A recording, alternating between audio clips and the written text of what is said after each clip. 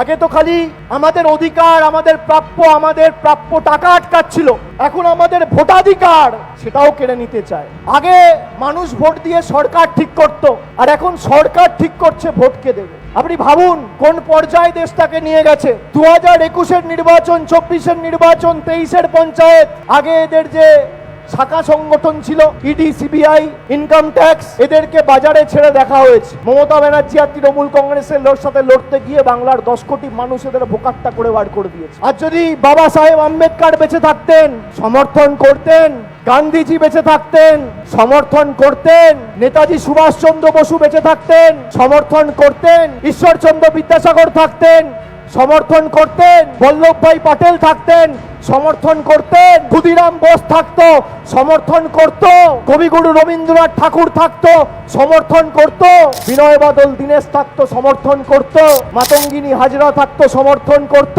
স্বামী বিবেকানন্দ থাকতেন, সমর্থন করতেন। আমি যাদের নাম নিলাম তাদেরকেও হয়তো এই নিষ্ঠুর বিজেপি এবং বাংলা বিরোধী বিজেপি আন্ডার অ্যাডজুডিকেশন রেখে দিত। কবিগুরু রবীন্দ্রনাথ ঠাকুরও যদি বেঁচে থাকতেন, তাকে আন্ডার অ্যাডজুডিকেশন থাকতে হতো।